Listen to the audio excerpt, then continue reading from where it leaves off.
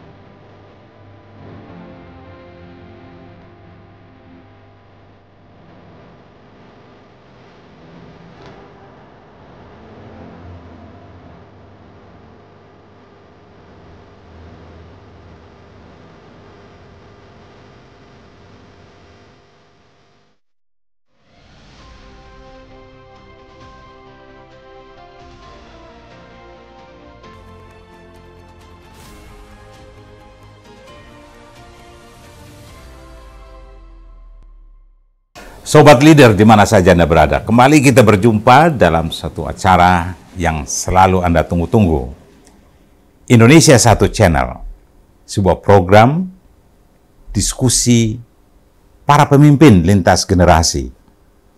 Hari ini kembali kami didatangi seorang tokoh dari jauh, dari Aceh, tepatnya Aceh Tengah. Bupati Aceh Tengah, Dr. Randus Syabela Abu Bakar. Selamat datang, Pak Bela. Ya. Sapaannya Pak Bela ya? Pak Bela, Bela ya. Bela ya? Bela negara. Bela itu betul, dari bahasa Gayo bela, membela. Bela itu membela? Membela. Nah, jadi bukan bela yang cantik. Kalau bela double L itu cantik. Ini bela, istilah bela daerah, bela masyarakatnya, bela negara dalam setiap kehidupan, begitu ya Pak ya? Siap. Pak Bela sekarang berada di studio Leader. Leader ini adalah media yang kami sebut karakternya beda, bukan leader bahasa Inggris, tapi leader. Leader ini sebuah karakter yang mungkin sudah sering disebut orang, tapi leader di sini menunjukkan karakter seorang pemimpin pejuang, bukan sekedar pejabat, Pak. Kalau pejabat habis jabatan, mungkin waktu menjabat orang tuh hormat-hormat dia. Tapi menjadi pemimpin di sini, Bapak nggak ada nggak pegang jabatan pun, orang akan hormat terus. Begitu orang ketemu di jalan, pasti Bapak, wow, Pak Bupati mau kemana? Nah, ya pasti begitu. Karena bukan jabatan jabatannya, tapi leadernya. Nah, Bapak maknai leader ini seperti apa dalam kehidupan Pak Bela ini? Ya, seperti yang disampaikan dalam kehidupan saya, leader itu ya betul. Seorang mampukah melakukan perubahan, yang membutuhkan perjuangan, membutuhkan semangat, kesabaran, dan satu lagi ikhlas. Ikhlas. Meskipun kita kadang-kadang untuk perjuangkan sesuatu kita sendiri rusak, tapi kita bahagia. Itu menurut saya. Jadi pengorbanan Pengorbanan. Butuh pengorbanan. Karena kesabaran tuh, sabar tuh kan yang banyak orang nggak sabar. Iya. Sehingga butuh kesabaran revolusioner namanya. Itu bangsa ini mau maju, harus sabar. Tidak bisa kita balik ke reformasi lalu balik telapak tangan begitu Pak. Kalau boleh saya tahu, kalau Pak Bupati ini lahirnya tepatnya di desa apa? Saya lahir di Kota Takengon. Kota Takengon. Kota Takengon. Desanya namanya apa? Desanya, kalau sekarang desa itu Lutawar. Lutawa. Lutawar. Desanya Desa Takengon Timur. Takengon Timur. Takengon Timur. Itu gimana masyarakat di situ, Pak? Masyarakat heterogen. Mm-hmm. Sampai ada Cina di sana. Mm-hmm. Semua suku ada. Mm-hmm. Dan di sekitar tempat tinggal saya itu pedagang semua. Pedagang semua. Jadi ada terinspire dari bagaimana jiwa entrepreneur juga dong, Pak? Iya, kita dewasa teringat itu. Awalnya enggak. Karena di sana dulu banyak suku, persaingan begitu ketat. Lahir tahun berapa tuh, Pak? Saya lahir di tahun 50-an. Tahun 56, baru sekarang sudah 60. Di 66, di Agustus. Ini 66 ya? Agustus 56, sudah masuk 66. 66? Iya. Tapi kelihatan masih 56.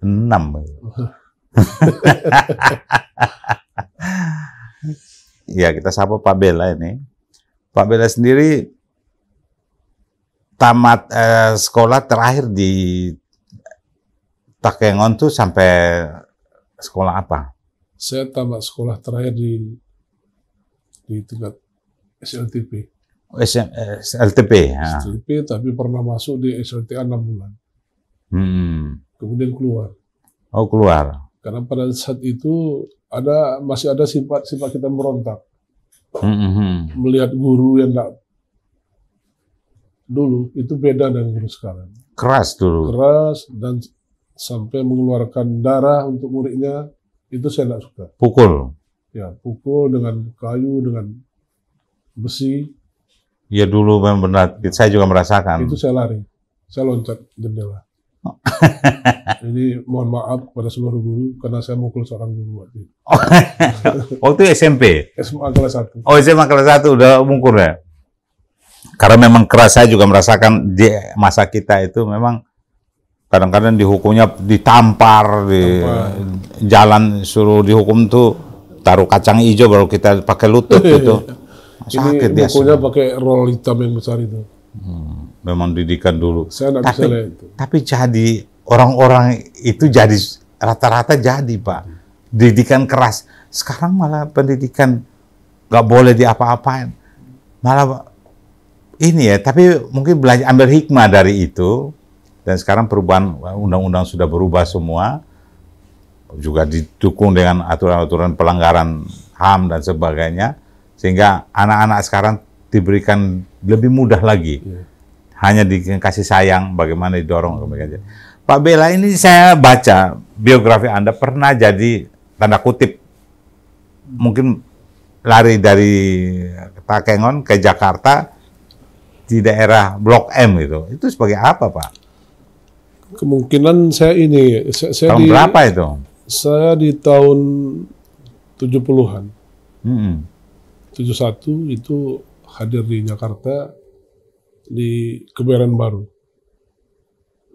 Persisnya di daerah Santa saya dengar itu. Ya, di Jalan Wijaya 1. Nah, Wijaya 1. Itu ada satu kampung namanya Kampung Sawah di dekat Pulau Raya. Sebetulnya saya yang lama di Santa. Di Pasar Santa dengan beberapa komunitas yang ada di sana. Kemudian di kampung juga tidak saya tinggalkan. Saya pada saat itu meskipun mungkin di SMP, di pendidikan SMP, saya melihat ada kehidupan di kampung yang tidak normal. Malingnya banyak di sana. Maling kecil-kecilan. Saya ingin melihat maling besar. Mari kita maling. Kalau mau maling, ya maling ke daerah-daerah orang kaya lah. Itu kita ajar kepada adik-adik kita pada saat itu. Namun ada satu gerakan waktu itu, bagaimana merubah mindset. kawan-kawan yang banyak berganja, maling. Nah, kita alihkan ke olahraga. Itu saya di Kelurahan Petogokan. Oh, di Petogokan sini. Petogokan. Berapa komunitas dari Aceh Takengon itu berapa orang waktu itu? Di kampung saya. Dari sama-sama Pak Bela ke Jakarta. Saya sendiri. Sendiri. Hidup bersama Keluarga dengan kakak, abang yang ada di sini. Oh, ikut kakak. Ikut kakak. Tapi akhirnya saya lepas. Tapi kerja apa waktu itu di Jakarta? Saya tidak punya pekerjaan sebetulnya. Saya memasukkan orang bekerja. Oh, begitu. Bekerja jadi ya katakanlah, ya, kau jual roti lah, roti panggang. Jangan maling. Kamu jadi konduktur. Ya kita hubungin PPD, tidak salah. Masukkan saya sendiri tidak kerja. Kamu loper koran di Tangerang. Jangan nikam orang. Itu terutama orang-orang Aceh, terutama orang Gayo. Dan saya tidak membedakan suku. Pak Bela ini kan asalnya dari suku Gayo kan ya? Gayo ya? Asli Gayo. Asli Gayo ya. Dan mungkin kalau tidak salah, kalau yang saya riset itu, ada sekitar 6 daerah administratif sana itu suku Gayo semua. Iya. Bahkan ada Aceh Timur tuh ada satu kabupaten yang ada 2 kecamatan di sana. 2 kecamatan yang suku Gayo. Dan itu kuat ya, mereka punya persatuan ya. Di timur ada. Sampai di Jakarta pun masih pemikiran bagaimana mengajak orang untuk hidup bersatu, bekerja keras. Padahal kan Pak Bela sendiri belum ada kerjaan. Belum ada kerjaan. Malah mencari orang untuk bekerja. Pekerjaan tetap saya pada saat itu adalah mandor. Mandor tenaga. Di perusahaan Sipil Labora waktu itu. Tapi itu sebagian besar orang Gayo semua. Oh gitu. Yang mimpinnya bapak saya, pakcik saya. Beliau seorang anggota MPR di sini waktu itu. Oh gitu. Tapi bisa jadi pengusaha. Ini yang saya dipekerjakan sebagai mandor tenaga. Mandor tenaga ya. Jadi lebih keras hidupnya. Kadang-kadang kita dicandra apabila gajinya terlambat, itu udah sandra. Tapi kita kasih pengertian dengan lemah lembut. Meskipun kita keras. Karena keras-keras kita lebih keras buruh. Iya. Kalau mereka sudah bersatu. Iya. Tapi ini ya, kalau bicara preman, saya bukan orang yang namanya tidak ada kerjaan, hanya nongkrong dan hanya itu karena kutip disebut preman, ya kan di Jakarta ya. Kan dulu itu kalau orang kerja pegawai negeri, pengusaha atau pokoknya ada pekerjaan kantoran, itu benar-benar dia ada kerjaan. Kalau yang lain dari itu sering preman kan, brand itu kan jelek sebenarnya. Tapi Pak Bela dalam perjalanannya itu yang saya pantau, yang Anda cerita juga ini, Anda malah mengajak orang tidak maling, mengajak orang supaya bekerja. Sementara Anda sendiri juga masih Senin Kamis, ya kan? Iya. Itu dari mana sifat itu? Itu muncul dari kita sendiri. Saya waktu itu melihat banyak betul anak-anak kampung ini rusak. Saya sendiri sebetulnya orang rusak. Tapi lebih enak kita membimbing orang-orang rusak itu, kita pun rusak dulu. Ya, daripada kita bimbing lewat agama, mungkin itu tidak diterima pada saat itu. Nah, ketika ini ada kerumunan, dari kawan-kawan di sana, kita berikan sedikit, bisa tidak berubah. Mau enggak kita buatkan bengkel, kita belikan mesin, belajar bengkel. Nah, ini kan dana enggak ada. Kita kumpul dana nanti dari masyarakat, ambilkan botol ke rumah, koran bekas. Dan di seputaran Jalan Wijaya itu ada beberapa kantor dan perusahaan. Kita minta juga bantuan. Maka terbentuklah waktu itu satu grup voli di sana. Di kampung itu olahraga. Di olahraga juga ya? Di olahraga dan ada di bengkel. Itu sedikit banyak merubah. Saya baca, riset saya baca orang Gayo itu ada satu yang membentuk karakter itu, ada sifat ada karakter yang bahasa gayonya saya lupa tapi kerja keras. Ada kasih sayangnya, ada kayak gotong royongannya, ada kompetitifnya. Macam-macam, bahkan mereka itu hidupnya semboyan itu bersatu, kita teguh, bercerai kita hancur. Jadi ada unsur bagaimana persatuannya itu dikuatkan. Betul ya? Itu di bahasa gayonya keramat mufakat. Keramat mufakat. Itu jadi apa daerah? Sudah brand. Daerah. Nah dari itu saya lihat beda sekali saudara-saudara dari Gayo ini. Dan kalau kita bandingkan dengan saudara-saudara dari Aceh, ya kan? Pesisir. Aceh besar, Aceh pesisir. Beda ya karakter berpikir mereka. Ya, sangat beda. Karena latar belakang berbeda. Makanan kulinernya berbeda. Itu membentuk ya. Budaya beda. Bahasa sangat berbeda. Sangat berbeda. Kita malah sudah dekat ke Alas, ke Karo, itu sudah mirip bahasa Gayo sana. Inilah yang membuat apa namanya perbedaan. Saya nanti akan tanya lanjutan, tapi saya pikir kita harus break dulu. Sobat Leader, kita break sejenak.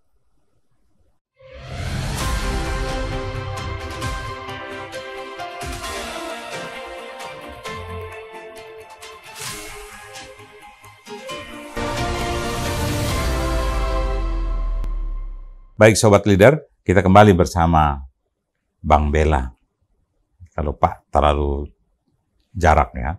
Kalau Bang Bella ini kan kakak. Ya.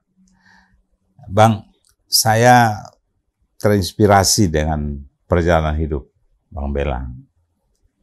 Tapi yang tadi saya tanya adalah, yang membentuk Anda tuh apa?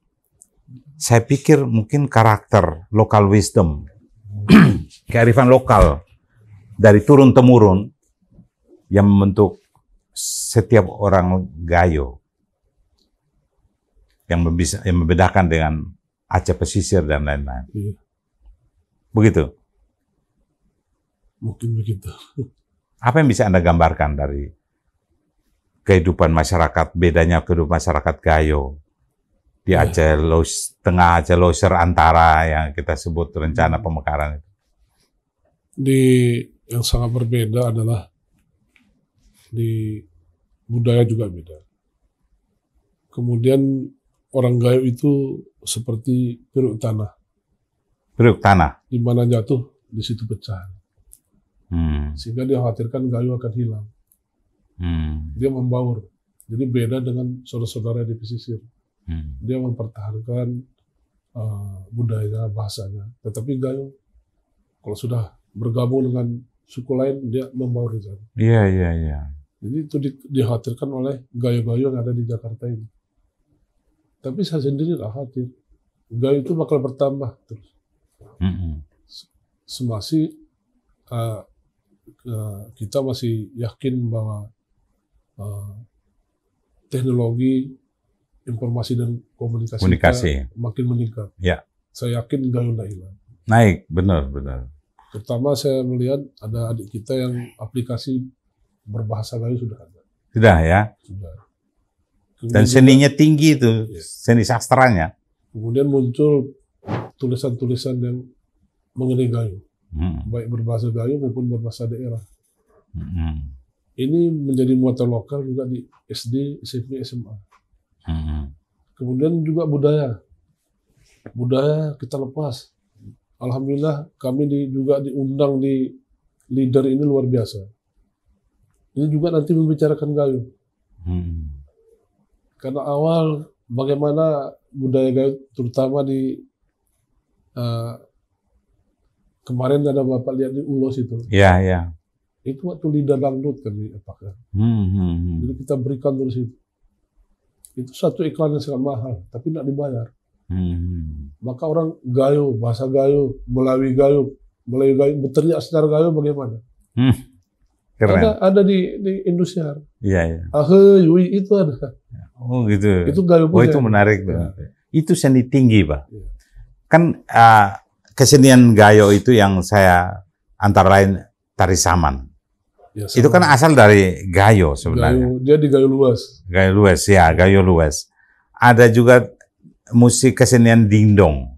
Pasti semua punya karakter, punya makna, tidak sekedar makna filosofisnya kan saya yakin tinggi. Kemudian apalagi tari apa namanya? Tari Guel. Tari Guel. Nah, itu menggambarkan apa, Pak? Tari Guel ini sebetulnya awalnya ketika Sultan Aceh meminta seekor gajah. Nah, gajahnya ada di Aceh Tengah.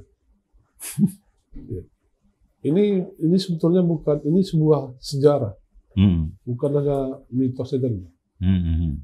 Jadi gajah ini jelmaan dari turunan raja yang ada di Lido. Betul. Ketika dibawa oleh Sengeda, itu yang dari Serule, dari daerah Bintang, perjalanan ke Kutaraja, itu Banda Aceh, dulu Kutaraja namanya, itu di perjalanan ngambek gajahnya. Jadi membangun gajah ini harus dirayu dengan tarian dan nyanyian. Itu sebetulnya tari gajah. Maka bangkit lah. Butuh kesabaran ya. Butuh kesabaran. Butuh kesabaran. Dirayu. Yang revolusioner. Kan mesti sabar, kalau enggak kan bisa ngamuk juga kan kalau sembarangan. Itu tari Guel itu. Tari Guel. Banyak dari tari Guel ini muncul tari-tari lain. Ya, ya. Tari-tari Gayo. Ya. Ada tari kreatif lah. Seni budaya dari Gayo ini yang saya baca bahkan ditulis oleh peneliti dari Amerika itu dan banyak penulis-penulis lainnya yang saya lihat memiliki makna. Mereka melihat gerakan tubuh kayak tari saman. Itu gerakan tubuh semua itu totalitas. Itu kalau nggak cerdas itu bisa salah tepuk itu. Kan bagaimana bareng salah tepuk dan salah gerak. Nah, kan mesti dia bergerakkan dari otak kan itu dan cepat. Itu kecerdasan juga menggambarkan. Kecerdasan. Orang-orang Gayo itu orang-orang cerdas, Pak. Bukan cerdas saja, cerdas dalam arti cerdas dalam intelektualnya, tapi cerdas juga dalam mempersatukan kesukuan dan dalam arti kalau Indonesia kan berarti kan sudah masuk ke Pancasila itu sebenarnya itu local wisdom yang digali Bung Karno antara lain dari tanah Gayo itu, dari Aceh itu kan. Bagaimana Bapak menggambarkannya? Saya melihat kalau berbicara Bung Karno, itu Bung Karno satu yang dia sorot di Aceh, di Gayo itu. Itu sistem perkawinan. Tetapi sistem kerabatan juga diakui. Kerabat mupakat yang buhu berli. Kita banyak, kuat karena banyak. Betul. Si bijakin perawah, siapa juru bicara itu yang pintar berbicara. Bung Karno yang sangat tak suka terhadap budaya Gayo adalah di perkawinan. Beliau memikir mungkin di pikiran beliau itu ada sistem jualan di sana. Itu dipikir perempuan itu dijual, sebetulnya enggak. Ada sistem jualan. Namanya jualan. Jualan ini dia sudah pindah ke klien suaminya. Oh, jadi pandangan orang luar kiranya jual beli. Jual beli. Ini Bung Karno. Itu ada di buku Sarina. Oh, ada ya. Iya. Nanti kita coba telusuri lagi. Oh, begitu ya. Itu ada satu suku katanya di Aceh yang dia tidak suka sih. Menjual perempuan. Padahal enggak. Tapi habis itu beliau mengerti sudah setelah ada penjelasan ada lanjutan. Orang Gayo yang memberi pemahaman terhadap presiden. Dan ada istilah juga kawin lari. Boleh, itu yang sangat diakui di Gayo. Oh gitu. Berarti kita perjuangan lelaki itu. Ya. Nanti habis itu adatnya baru ada adat yang harus dibayar. Iya. Dibayar, namanya usur, denda segala macam. Ya tetap, di suku saya juga ada itu. Tapi tidak dibolehkan sebenarnya. Hanya kalau sampai itu terjadi, itu ada dendanya itu. Tapi karena di Aceh, di Gayo, itu masuk dalam aturan adat, ya kan? Ya, adat. Yang dibolehkan gitu ya? Dibolehkan. Dan itu menarik ya? Dan itu sangat berbangga kita sebagai laki-laki. Bertanggung jawab. Iya. Kan ada salah satu karakter itu bertanggung jawab. Betul ya? Ya, apapun Anda buat, Anda harus tanggung jawab. Itu pemimpin, Pak. Yang paling tidak disenangi di sana, laki-laki pergi ke rumah wanita. Ada juga menyerahkan diri ke keluarga wanita. Bahwa itu Itu hina betul. Hina, Hina betul. hina bagi laki-laki Ya, Aceh. Gayo. Gayo. Wah, keren ya. Dan Gayo itu pasangannya kalau bisa secara adat pun nggak boleh dia berdekatan. Dia harus cari yang jauh. Ada perjuangan. Di kampung lain. Jadi ada perjuangan. Iya, suku lain. Bukan hanya ketemu langsung, wah itu nggak ada perjuangan ya. Tapi yang berjuang tadi yang kalian lari tadi. Itu ya. Beberapa tahapan menghadapi pemuda kampung itu harus berani. Dan rata-rata punya ilmu. Oh gitu. Karena biasa perempuan itu yang cantik bisa direbutan banyak pemuda kampung akan lindungi dan siapapun yang mau masuk itu harus hadapi mereka dulu kan. Mereka, iya. Kan biasa di situ mungkin yang saya gambarin ya, ini kan saya juga baca. Mungkin di gambaran saya mungkin daripada keluarga ini nanti jadi tekanan, udah cowok bawa kabur aja tuh perempuan. Iya. Nanti urusan belakangan gitu. Begitu ya. Begitu. Dan malah itu jadi apa? Gentle ya laki-laki itu ya. Tapi sekarang sudah tidak ada. Oh, nggak ada lagi. Kenapa, Pak? Karena ada sekarang sudah Aturan baru kali mungkin. enggak juga. Oh, enggak. Tetapi ya lebih musyawarahnya tadi. Oh, Dipinang. lebih dimusyawarahkan. Prosesnya ada yang enggak suka panjang gitu. Oh. Yang lebih banyak sekarang perempuan itu lari ke pihak laki-laki. Laki-laki. Itu yang banyak sekarang. Oh gitu. Tetapi pihak Itu laki boleh nggak? Itu dibolehkan? boleh. Dia larinya ke perangkat kampung yang ada di situ, menyerahkan diri. Masih boleh. Bukan Tapi laki yang kita- bawa lari, Ya, enggak. tapi perempuan yang datang. Itu kena denda juga kita. Pihak laki itu akan didenda. Bang Bella, gambaran Aceh Tengah dan apa suku Gayo itu seperti apa sih? Kalau saya ini belum pernah ke Tanah Gayo ini. Kalau alamnya dia ada di ketinggian 1.800 habis 1.600. Berarti dia berbukit-bukit. Daerah Highland lah. Highland. Ya. Berbukit-bukit. Kemudian juga masyarakatnya 80% petani. 60% adalah petani kopi Arabica Gayo. Kopi ya, kopi Gayo. Kopi Gayo. Kopi itu saya kemarin minum. Keren. Terus. Jadi itu milik petani, bukan milik perusahaan. Nah itu kelebihan di Gayo. Dia menggarap untuk dia dan milik dia. Perusahaan belum ada masuk untuk mengelola kopi di sana. Belum ada. Belum ada. Memang tidak undang pengusaha.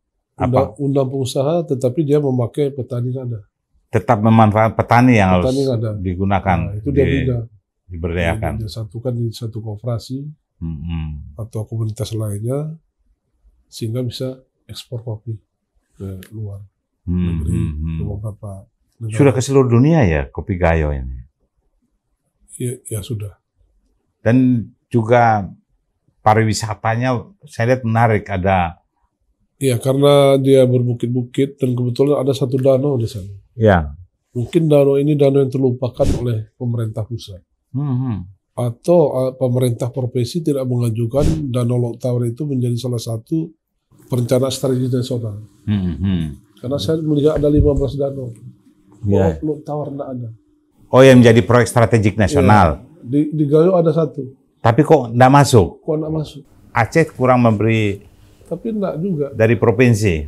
Provinsi mungkin tidak. Harusnya dari provinsi yang munculkan kan begitu. Karena Danau Lok Tawar ini sudah diketahui. Kita lewat naik pesawat, kalau pesawat Iya, saya lewat, udah lihat di Google kan itu kita bisa kadang-kadang lihat. diumumkan kita berada di atas Danau Lok Tawar. Iya. Harusnya itu sudah jadi salah satu proyek strategik nasional ya. Inilah salah satu magnet Aceh Tengah itu. Mengapa wisatawan begitu dalam 3 tahun dalam pandemi COVID-19 juga. Tapi sudah kan Pak Bupati pernah ketemu Pak Presiden Jokowi. Ya. Saya kira sudah menyampaikan juga ini. Karena Pak Jokowi pun pernah tinggal di sana. Oh begitu. Yang beliau ke Aceh waktu itu. 2 tahun setengah beliau ada di sana. Waktu beliau bekerja di Aceh. Ya, waktu di PT KKA. Oh, itu di daerah situ. Di Takengon. Di Sekarang Takengon, ya? dimekarkan di tempat tinggalnya Pak Jokowi sekarang menjadi Kabupaten Bendung Muria. Oh, yang benar-benar ya, yang Indonesia masih ada itu. Ada dulu. Kalau Indonesia Belanda. masih ada itu dari Aceh Tengah. Dari Aceh Tengah kan? Tapi dimekarkan menjadi Benar Meriah. Itu sebenarnya. Oh, jadi Pak Jokowi waktu itu di Takengonnya. Takengon ada. Waktu dia sebagai apa? Beliau sebagai pengusaha. Enggak. Dia bekerja di PT, awalnya di KKA. Alas Helo, pembibitan. Oh, pembibitan. Dia insinyur, masuk tiga insinyur waktu itu, salah satu beliau. Salah satu beliau. Pasti Pak Jokowi punya kenang-kenangan yang indah di sana. Banyak. Dan saya kira kalau Bapak ketemu Pak Jokowi cerita ini, itu mudah itu masuk proyek strategik nasional itu. Danau itu. Kita jumpa Presiden teriak Gayo aja sudah ngerti beliau. Udah ngeri ya? Udah. Gayo, atau ngerti. Wah, keren. Beliau pasti ingat, saya yakin daerah yang sekarang dia ke daerah pinggiran untuk membangun dari pinggir ini. Karena di sana ada orang tuanya. Oh, begitu. Orang tua angkat. Jadi itu sudah menjadi daerah. Keduanya lah. Waktu isu Aceh, dulu ada gerakan Aceh Merdeka, itu gimana dengan posisi orang Gayo, Aceh Tengah ini, dan orang-orang di daerah Aceh Pesisir yang mengumandangkan itu, kan lama itu perjuangan mereka tuh buat gerakan sampai menjadi gerakan bersenjata itu. Kalau menurut saya, gerakan Aceh Merdeka itu kalau di Gayo kurang diterima. Oh, malah di situ kurang diterima. Kurang diterima. Tetapi harus ikut. Ini dengan beberapa mungkin metode atau sistem yang ada di dalam gerakan revolusi, di dalam gerakan pemberontakan, bagaimana agar orang lain ikut. Nah, tekanan presurnya begitu kuat ya. Tuh. Semua. Sebagian kecil ikut.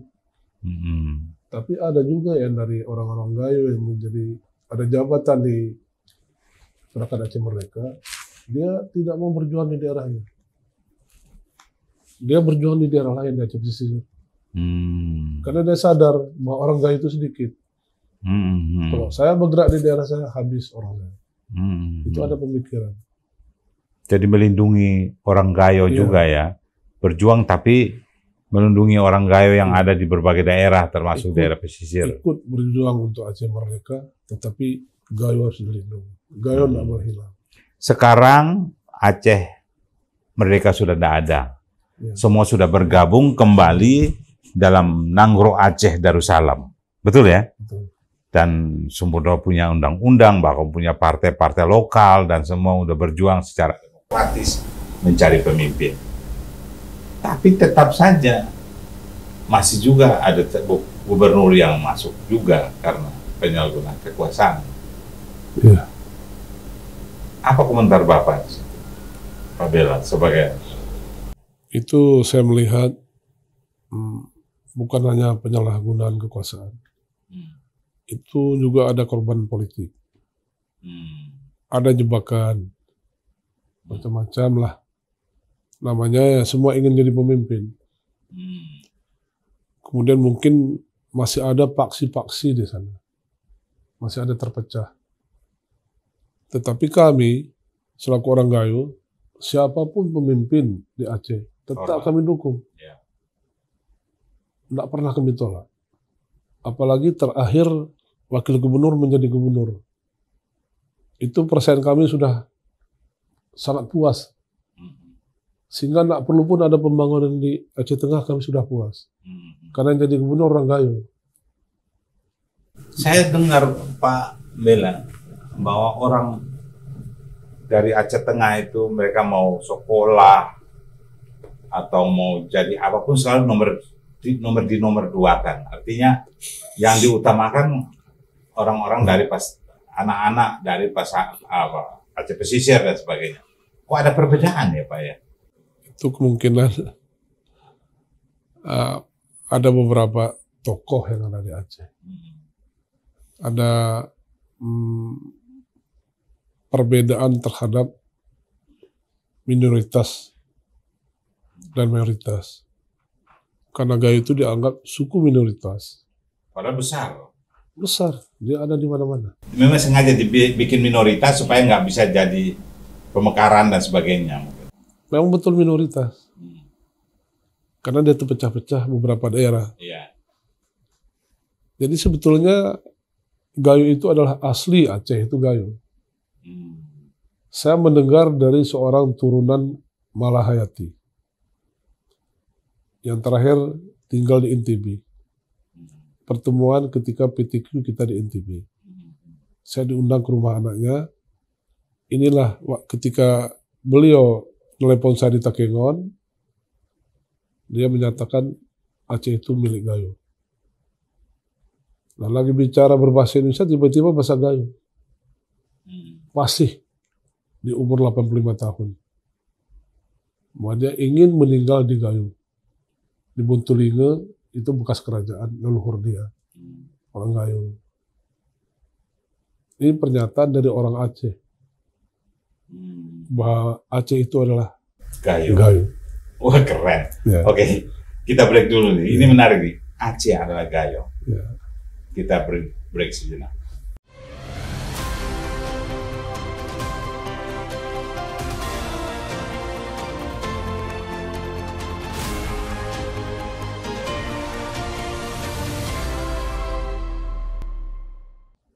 Sobat Leader, masih bersama Bang Bela, Bupati Aceh Tengah, yang kita lengkapnya adalah Syabela Abu Bakar. Bang Bela, bagaimana Anda memimpin masyarakat yang dulu Anda lihat begitu terbelakang dan sebagainya? Setelah Anda mimpin, kayaknya Aceh ini Aceh Tengah, dan bahkan mengumpulkan, mempersatukan orang-orang Gayo dari berbagai. Saya lihat gerakan Anda menarik. Ini gimana nih? Saya sebetulnya menerima semua komunitas Gayo. Kemudian juga ya ingin menyatukan pendapat. Satu pendapat yang orang Gayo sebetulnya selalu membicarakan masa lalunya. Rejelinge, pernah ini. Dia bernostalgia. Iya, dia bandingkan dengan keadaan sekarang. Oh, ini kepemimpinan Syabela begini. Tapi kita ingatkan, kita berjalan ke depan. Kita nak mundur. Bagaimana membangun Aceh Tengah ini? Oh, saudara dari PDI, saudara dari Golkar, nanti berpolitik bedakan. Untuk membangun negeri ini bagaimana? Mari kita bersatu. Jadi saya banyak mendengar mahasiswa yang demo, kita terima juga. Semua kita tampung. Ini demokrasi. Kemudian juga dari bagaimana kita menyatukan ulama. Bagaimana kita menghormati ulama. Bagaimana kita menghormati pemimpin. Nah, ini yang saya terus tekankan kepada masyarakat yang ada di sana. Karena kita lihat di pesisir itu sangat menghormati ulama. Dan pemimpinnya. Di Gayo itu kurang. Semua ingin jadi pemimpin di sana. Ini yang kita mindset ini kita rubah pelan-pelan. Bahwa kita adalah orang Gayo itu lebih lembut, lebih santun. Orang Gayo, orang Jawa paling santun. Orang Gayo lebih santun, saya katakan. Iya, kan itu berangkat dari kearifan lokal yang tadi saya sebut itu. Karena ada di kata Jawa, di kata Gayo itu ada remalan nanti bergerak. Nggak boleh bunyi kita berjalan. Bicara anti serbak. Halus sekali ya. Bicara anti serbak, jangan kasar. Itu ada di Gayo. Tapi kalau kita kayak Aceh, Banda Aceh, beda ya cara komunikasinya. Gayo, orang Gayo memiliki kearifan lokal tersendiri ya. Iya. Tapi bagaimana Pak Bela? Apa yang Anda lihat yang Anda lihat sesuatu yang keputusan Anda mengambil langkah-langkah untuk merubah orang Aceh Tengah ini? Saya sekarang lebih banyak mendengar apa dikehendaki oleh masyarakat. Nah, kita tampung semua, kita saring. Maka kami tetap berkomitmen membangun Aceh Tengah itu harus dari pinggir. Dari pinggir? Dari pinggir. Maka kota agak tertinggal. Namun kota kita biarkan investor, baik dari luar maupun di lokal, silakan membangun. Membangun, manfaatkanlah danau kita begitu indah. Sehingga sekarang ada beberapa hotel, homestay, kafe, itu kita biarkan tumbuh. Bahkan saya lihat tuh dibagi ada hotel yang hotel syariah, ada penginapan bebas. Bagaimana mengelolanya? Bukan kenapa nggak sekaligus hotel syariah aja semuanya? Kita hotel internasional ada. Ada. Berlaku aturan-aturan universal hotel. Iya, universal. Tapi jangan melanggar syariat itu aja. Kita enggak, suruh gini enggak. Silakan. Bagaimana? Salah satu hukum syariah yang di Takengon itu, di Aceh Tengah itu apa yang nggak boleh? Itu termasuk beberapa, kita ada sumbang di sini. Itu sumbang itu sudah, kalau secara nasional sudah mencakup berbagai norma. Itu sumbang berbicara, ya, bagaimana duduk, bagaimana, kemudian juga pergaulan antara pemuda dan pemudinya bagaimana. Sebenarnya juga sopanan, etika sopan santun sebenarnya. Itu kadang-kadang ada pelanggaran. Itu ada hukumannya, itu dicambuk. Oh, jadi itu membuat adatnya sudah mendukung, kearifan lokal sudah mendukung, tambah lagi ada aturan formalnya juga ya. Dari hukum Islam itu. Iya. Tapi hanya dijalankan cambuk. Sedangkan di Islam ini yang kita perangi adalah kemiskinan. Tapi semua pendatang yang ke sana itu berlaku, saya dengar kan hanya himbau. Ada aturan-aturan yang dihimbau, misalnya berpakaian misalnya. Seperti apa? Bisa berpakaian, dihimbau jangan pakai apa atau gimana? Kalau untuk Aceh Tengah nggak bebas. Nggak ada. Kalau non Muslim silakan, tapi tertib. Tetapi apabila memasuki kawasan-kawasan Islam, katakanlah di masjid, itu dia dilarang. Harus berpakaian Muslim. Sekarang ini tidak ada lagi, sudah tercabut dari akar-akarnya perubahan teknologi ini, komunikasi informasi. Sehingga kalau kita tidak menjemput itu, kita akan ketinggalan. Orang image buruk itu nggak deh. Ajak kayak Aceh atau ke Takengon, kelihatannya kayak sama, padahal beda ini ya. Di Takengon sendiri, di Aceh Tengah dengan Aceh di mana aja ada perbedaan dalam servis orang itu ya. Jadi kehidupan malam, kalau di kafe, Pak Freddy mungkin di Banda Aceh berbeda dengan di Gayo. Di sana kita bisa menikmati band. Jadi yang sudah jenuh-jenuh di pesisir ya silakan ke Gayo. Tapi sampai jam 11 malam. Apa yang Pak Bella sudah buat sejak 5 tahun? Saya dengar kan Desember ini selesai masa jabatan Bupati periode pertama ini. Apa yang sudah dibuat? Yang dulu. Jadi yang sudah terasa betul di pinggiran adalah infrastruktur, baik transportasi, baik kebutuhan dasar masyarakat sudah kita terpenuhi. Sudah, ya. 80%. Air, rumahnya, jalannya. Kemudian ada program kita memberikan 2 hektar kepada kakak baru. Apa itu kakak baru? Kakak baru ini kan ada satu rumah tuh anaknya sudah kawin, tapi masih serumah dengan orang tuanya. Oh, dipisahkan? Kita pisahkan. Kasih tanah, lahan. Kasihkan lahannya. Itu sudah dimulai. Reformasi birokrasi juga sudah kita benahi. Bukan, itu butuh proses. Awalnya memulai ini bagaimana reaksi masyarakat? Saya kira enggak berapa menuntut. Mereka ikut ya? Karena masyarakat pun kita ikut. Dasar saya yang saya sampaikan bagaimana hidup saya di Santani.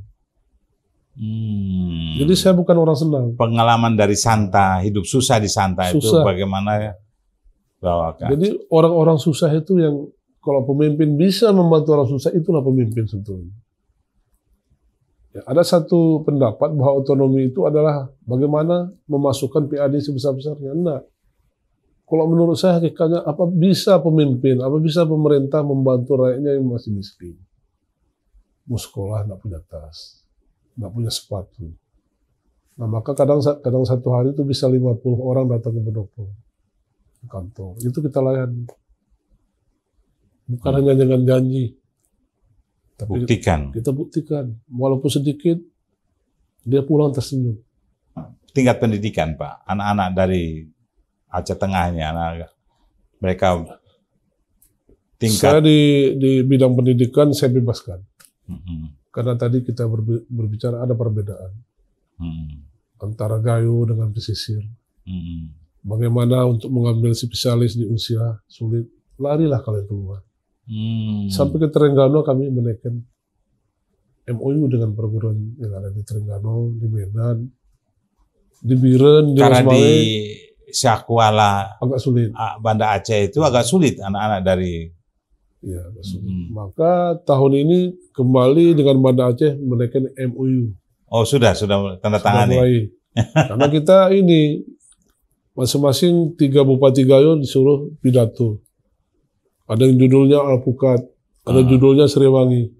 Judul saya perbedaan. Karena universitas yang ada di Banda Aceh itu, Universitas Syakwala itulah jantung hatinya rakyat Aceh. Bapak kami pun dulu beli tanah, untuk beli tapak-tapak untuk asrama. Tapi mengapa sekarang terjadi pemisahan seperti ini? Perbedaan itu judul saya waktu itu. Maka rektornya tekin MOU lagi. Jadi kami dari Gayo untuk pendidikan anak, orang tua, kalau anak sekolah apapun dia jual, kebun, sawah. Ya meskipun dia kadang-kadang susah hidupnya, tapi anaknya harus sekolah. Nah ini setelah selesai, kembali menjadi penganggur balik. Nah ini yang kegagalan salah satu mungkin di pemerintah, termasuk saya. Sehingga kami menyiapkan bagaimana angkatan kerja yang punya terampil. Bukan hanya untuk petani. Apa bisa orang Gayo jadi pedagang? Orang Gayo harus bisa jadi saudagar. Orang Gayo harus bisa jadi pemimpin. Jangan terus petani melahirkan petani. Maka 1 tahun kami latih 200 anak. Untuk jadi saudagar. Untuk jadi pengusaha. Ini hampir setiap tahun. PAD-nya Aceh Tengah gimana, Pak? PAD untuk 3 tahun ini agak menurun. Agak menurun? Karena COVID ini? Itu semua alasan COVID sebetulnya. Semua alasan ya? Tapi apa? Itu karena kebijakan. Kebijakan dari provinsinya? Kebijakan bupatinya. Oh begitu. Nah, sehingga saya mendapat temuan dari BPK. Potensi PAD begitu banyak. Kenapa pendapatan rendah? Itu kebijakan saya, tetapi tidak tertulis saya katakan. Menggratiskan 1 tahun. Baik hotel internasional, bintang ini semua gratis pajaknya. Dan menggratiskan izin 1 tahun. Tahun ini baru kita buatkan regulasinya. Sehingga pendapatan itu jadi rendah. Nampak betul rendah. Sekarang mulai bangkit. Karena setelah ini kan orang makan datang banyak ya, baru dipasang lagi tarifnya kan berikutnya. Jadi kadang-kadang kita perlu mundur 1 langkah untuk maju berapa langkah ke depan ya gitu ya. Itu konsep pembiaran namanya. Konsep pembiaran ya. Biarkan tumbuh, biarkan melimpah air. Ini yang menikmati di bawah. Ini orang-orang kaya kan pasti melimpah nanti. Hiduplah pasar tradisional, hidup petani. Jadi sekarang KAPI mungkin ratusan udah. Homestay juga sudah ratusan. Tapi tetap penuh. Takengon. Sabtu Minggu penuh. Luar biasa. Jadi kalau mau ke Takengon, Pak Brady, sampaikan ke kami dulu. Kita harus booking 5 hari sebelumnya. Oh, karena full booking terus ya? Full. Keren. Pak Bupati, Saya pernah tahun 2000-an isu pemekaran wilayah. Iya. Aceh, Loser Antara. Itu nasibnya seperti apa, Pak? Dan bagaimana keinginan masyarakat di Aceh Tengah dengan pemekaran ini? Itu ada isu dari pesisir, dari provinsi, seolah-olah Aceh Loser Antara itu adalah kemauan sebagian elit politik yang ingin membagi-bagi kekuasaan. Tapi saya melihat untuk tahun 2020 kemarin, itu anak-anak muda yang bangkit sampai menguasai pendopo untuk mendengar pernyataan Bupati, bagaimana dengan Allah. Saya katakan itu adalah cita-cita. Ya, dari kakekmu dulu, bapak saya itu sudah cita-cita, tahun 47. Yang namanya Gayo Raya. Itu ada sampai ke Berandan itu. Gayo Raya itu sampai ke Berandan. Bukan hanya di beberapa daerah di Aceh. Itu disatukan, Singkil. Itu cita-cita bapak kami loh, di tahun 47-an. Kemudian bangkitnya terakhir di 2000, mungkin 2005. Itu sampai ada yang ditangkap di Istana Merdeka. Beliau ini. Ada adik saya tadi, Julpan. Itu ditangkap karena naik. Itulah perjuangan untuk Allah. Mungkin Mas Salam tadi salah satu pimpinan yang ada di sini. Saya untuk meneruskan perjuangan ini meminta kepada bupati yang di wilayah tengah, mari kita bentuk Bupati Serumpun. Kita harus ada usaha. Jangan menggerogoti uang negara. Kita harus punya modal. Di tempat saudara masing-masing ada pengusaha. Misalnya Galuas ada pengusaha, tapi kalau ada pengusaha, itu kita minta nanti pemikiran maupun dana untuk membantu. Untuk pemekaran ini. Tapi gimana? Perjuangan itu sampai mana? Hambatannya di mana? Karena terlalu lama, dari awal 2000 sampai sekarang sudah hampir 20 tahun ya. Saya kira hambatan sudah di pemerintah pusat. Oh, sudah sampai di pemerintah pusat. Karena kita sudah lahir itu rancangan undang-undang Alabas. Aceh Loser Antara Barat Selatan. Jadi Aceh Barat Selatan juga masuk. Iya. Jadi satu mungkin di Sumatera Utara 2. Tapi di Aceh 1. Ini yang belum diumumkan. Kenapa lambat, Pak, pemekaran ini? Soalnya daerah lain, Papua aja sudah mau 5 provinsi. Karena ada moratorium katanya. Ini yang menangani ini adalah Wakil Presiden. Maksudnya moratorium Helsinki? Bukan, moratorium pemekaran. Oh, ada moratorium pemekaran. Tapi sekarang sudah dibuka. Sudah Bukti, Papua sudah. Iya. Sumatera sudah. Yang belum diumumkan Aceh. Nah, sedangkan kami sudah pernah dipanggil dari Mabes Polri mengenai Allah. Apa betul ini hanya sebagian kemauan elit politik atau seluruh masyarakat? Kami jelaskanlah. Bukti dari semua bahwa ini melewati suku, adat, masyarakat, pemuda, semua masyarakat Aceh Tengah dan sebagainya itu, Loser Antara ini, buktinya apa, Pak? Bahwa mereka semua setuju pemekaran menjadi provinsi baru. Itu kan ada gerakan demo waktu itu. Semua menuntut ingin ada, bukan pemisahan, pemekaran. Tetap Aceh Loser Antara namanya. Iya. Untuk memperpendek rentang kendali. Tujuannya itu? Iya. Kemudian juga untuk percepatan pembangunan di daerah. Iya, dan mensejahterakan masyarakat sebenarnya ya. Hanya itu. Bukan untuk memisah Aceh. Karena masih ada Acehnya itu. Karena ini sudah untuk Allah, itu sudah kajian intelijen dan BIN. Yang awalnya sama seperti Papua. Kajian Hankam. Untuk Allah sudah kajian. Berarti data-data, usulan semua sudah masuk, sudah di tangan, bolanya di tangan pemerintah pusat sekarang. Iya, Presiden, sebetulnya Presiden. Jadi ini harus inisiatif dari bawah, tinggal diputuskan oleh pemerintah pusat. Maka saya menghimbau kawan-kawan kepala daerah yang di tengah, mari kita buat satu yayasan Bupati Serumpun. Kita kumpul dana. Harus ada dana. Iya, nggak bisa hanya berbicara. DPR harus sidang untuk menggerakkan masyarakat dari Gayo itu. 2 kali selesai sebetulnya. Yang demo kecil-kecilan. Apa mungkin karena lambat itu kali ya dari masyarakat, dari daerah kabupaten, beberapa kabupaten itu untuk bersatu? Saya kira enggak, Pakum di sini. Oh, di sini. Kepengurusan pusat di Pakum. Oh. Yang katanya dana enggak ada. Memang harus bayar? Saya kira butuh dana. Semua butuh dana. Jadi mau Mekartu, memang ada permintaan dari pusat berapa? Enggak. Kita butuh memobilisasi masyarakat.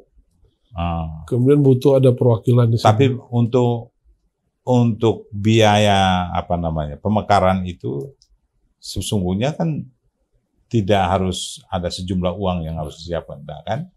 Itu kemampuan kita berkomunikasi. Ini masalah komunikasi saja sebenarnya, masalah teknis. Baik. Itu Pak Freddy, itu tetap, itu cita-cita. Saya kira tinggal 2 langkah lah sebetulnya. Tinggal 2 langkah ya. 2 langkah. Untuk masuk ke DPR. Karena rancangan sudah ada. Sudah ya. Sudah dilahirkan oleh DPR RI. Berarti itu nanti mau ada 6 berapa daerah kabupaten yang akan 6 kabupaten. 6 ya administratif. Pak Bupati, ini kita sudah hampir selesai, tapi Anda kan akan selesai bulan Desember. Iya. Apalagi? Apa yang ingin Anda buat setelah itu? Sebetulnya di September ada satu event yang sudah nasional, juga masuk dari beberapa dari luar.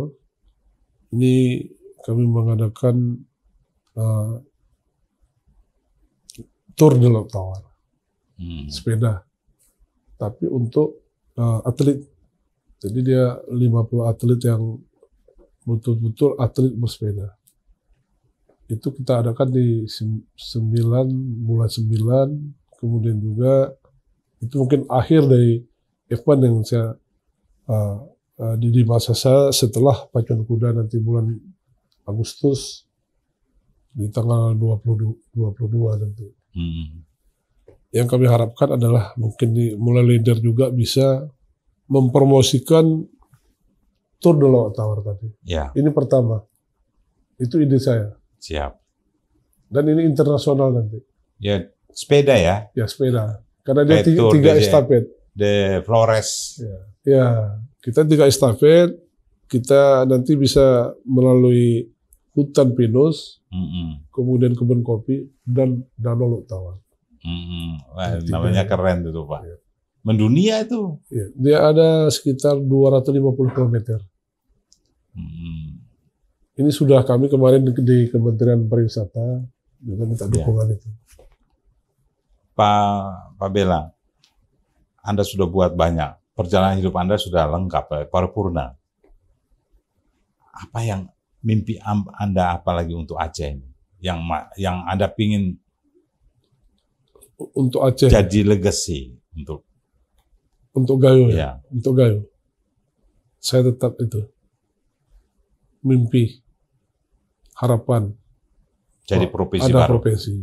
Lahirnya provinsi baru. Provinsi Allah. Walaupun nanti tidak menjabat lagi sebagai bupati, Ya, meskipun tetap tidak, Anda berjuang terus. awalnya saya adalah pengumpul dana untuk gerakan Allah ini. Yang diawasi terus oleh orang-orang GAM waktu itu. Tapi saya berupaya. Saya bergerak di PNS, mengumpulkan dana ini. Harus mendukung. Karena Allah juga cita-cita bapak saya. Sehingga dia mengorbankan nyawa. Kita hanya tenaga. Beliau sampai diculik. Dibunuh, dicincang. Oh ya? Itu orang tua saya. Jadi ini harus kita teruskan. Ya. Baik, Pak Bela, apa yang ini akan Anda sampaikan di akhir kata ini? Saya pertama ucapan terima kasih sudah diundang di leader yang betul-betul tidak kita duga. Karena saya sendiri ketakutan sebetulnya. Bagaimana kelas saya untuk hadir di leader. Seorang bupati yang dari tengah. Karena Anda bukan seorang pejabat, saya seorang pemimpin yang kami lihat. Ya, terima kasih sekali lagi Pak Freddy sudah diundang kemari. Harapan kami tentunya bagaimana ya Aceh keseluruhan bisa damai, aman. Itu harapan. dan bisa betul-betul ya kita tetap NKRI. Itu Harga harapan mati. saya. Harga mati. Siap, bagus. Terima kasih. Sobat Leader, demikian 1 jam bersama Bupati Aceh Tengah, Dr. Angus Sabel Abu Bakar. Semoga apa yang kita dialogkan di sini memberi manfaat atau suatu gambaran pada Anda tentang apa itu atau di mana itu Takengon dan apa yang dihasilkan oleh orang-orang Gayo. Ingat, kopi Gayo, Tari Saman, aslinya dari Gayo. Dan saya pikir itu sudah mendunia. Dan saudara, silakan Anda ke Takengon, minum kopi Gayo di sana. Saya Freddy dulu, sampai jumpa lagi. Keren.